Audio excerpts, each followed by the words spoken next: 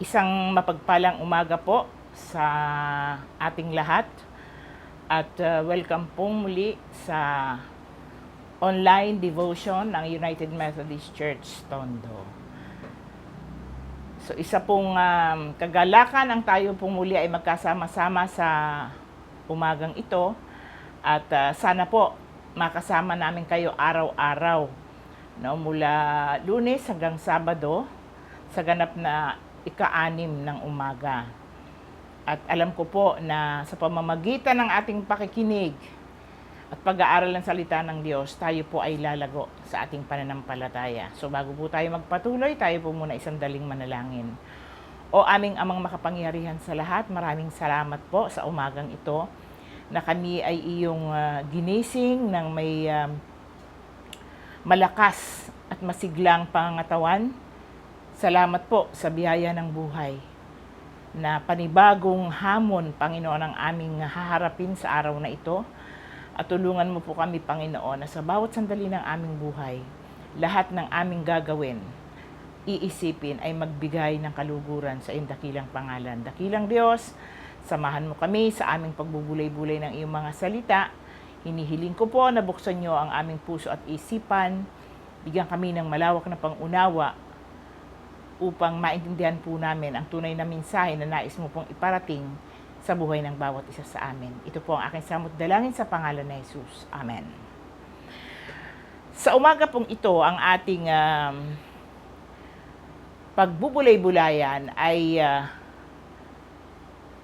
karugdong po ito ng devotion kahapon kung kayo po ay nakinig sa awit, aklat ng awit, kabanatang 139 at ang atin pong talata na bibigyan ng pansin ay ang huling 2 talata ng kabanatang ito ng awit 139 na ganito po ang ating mababasa. O Diyos, ako'y siyasatin, alamin ang aking isip, subukin mo ako ngayon kung ano ang aking nais. Kung ako ay hindi tapat, ito'y iyong nababatid. Sa buhay na walang hanggan, samahan mo at ihatid. So pagpalain ng Diyos ang pagkabasa ng kaniyang mga salita. Ang mga talatang ito na ating binasa ay ang huling 2 talata ng awit kabanatang 139. Ito po ay panalangin or kahilingan ni David sa ating Panginoon. Sinasabi po sa unang talata, O Diyos, ako'y siyasatin. Alamin ang aking isip, subukin mo ako ngayon kung ano ang aking nais. Bakit kaya nasabi ni Haring David ang mga katagang ito? Alam naman niya na alam ng Diyos ang lahat sa buhay natin. Batid niya ang laman ng ating puso, takbo ng isip. Alam niya kung tayo ay nagsasabi ng tapat o may pagmamahal tayo sa Kanya, wala tayong maililihim sa Diyos. Actually, alam na po ng Diyos ang laman ng isip natin. Bago pa tayo magsalita, alam na niya ang ating sasabihin. Ipinanalangin ito ni David dahil ang nais po ni David ay maihayag or mai-expose or ipakita ng Diyos sa kanya ang kaniyang kamalian. Ang pagnanais niyang itama, ituwid ng Panginoon ang kaniyang pamumuhay. Dahil alam niyang hindi niya mabibigyan ng kaluguran ang Panginoon hanggat may karumihan ang kaniyang puso. So ano po ang itinuturo nito sa atin? Ang lumalagong Kristiyano ay may pagnanais na ipasaliksik sa Diyos ang ating puso. Kasi kung tayo lamang, hindi natin agad nakikita ang ating mga kamalian. Maling damdamin, maling emosyon. Ang madali nating nakikita ay ang kamalian ng iba, pero iyong mali nating ginagawa, di natin agad-agad nakikita. So bilang lumalagong Kristiyano, may pagnanais tayo na maituwid ang ating maling pamumuhay. Sinisikap natin na makapamuhay ng naaayon sa kalooban ng Diyos para makamtan ang buhay na walang hanggan. Ang Diyos lamang ang higit na nakakakilala sa atin. Alam niya ang ating kahinaan. Kaya kung hinahayaan po natin na hawakan ng Diyos ang ating buhay, ituturo niya sa atin ang tamang direksyon o ang tamang landasin na ating tatahakin. Hindi niya hihahayaang mamuhay tayo nang hindi naaayon sa kanyang kagustuhan. Kung nais nating lumago sa ating pananampalataya, lagi nating ipasaliksik sa Panginoon ang ating puso upang ihayag sa atin ang ating mga pagkakamali. Ang Diyos lamang ang tanging makapagpabago sa buhay po natin. Alam niya ang lahat ng bagay na makabubuti sa bawat isa sa atin. Kahit huwag tayong mag-atubiling lumapit sa Kanya ng may kababaan. Huwag nating pakaisipin na napakarami nating alam. Do not think highly of yourself, but be humble.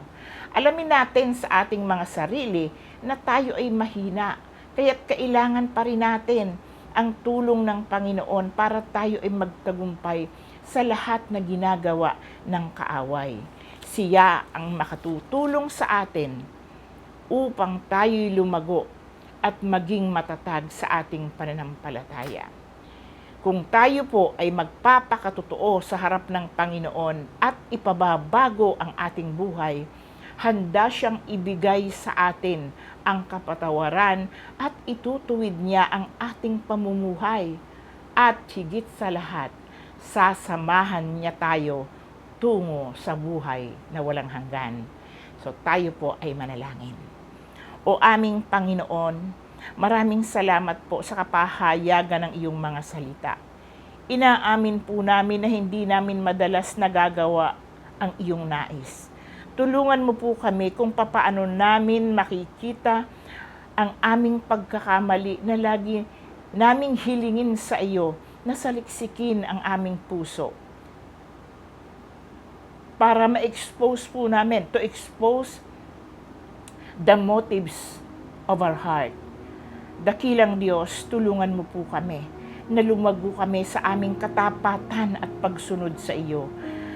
Kayo po ang higit na nakakakilala sa amin, kaya't alam ninyo kung ano ang aming karumihan at ihayag niyo po sa amin ang aming mga kamalian at matuto kaming ipasakop ang buhay naming ito sa iyo. Inaasahan ko po ang patuloy na pag-iingat, paggabay at pangunguna mo sa aming landasin na tinatahak. Dakilang Diyos, patawarin kami sa lahat ng aming mga pagkakamali, sa lahat ng aming pagkukulang, sa aming mga pagwawalang bahala sa iyong gawain. At tulungan mo kami, Panginoon, na lagi naming hanapin ang iyong presensya, sapagkat alam namin sa iyo lamang namin matatagpuan ang kapayapaan, ang kapanatagan, at ang tunay na kagalakan.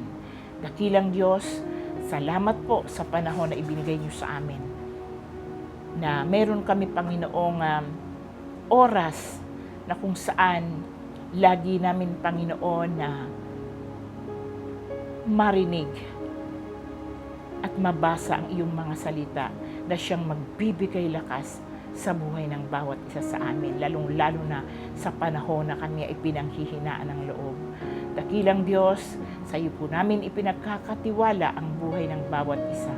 At nawa, Panginoon, bigyan mo kami lagi ng kalakasan.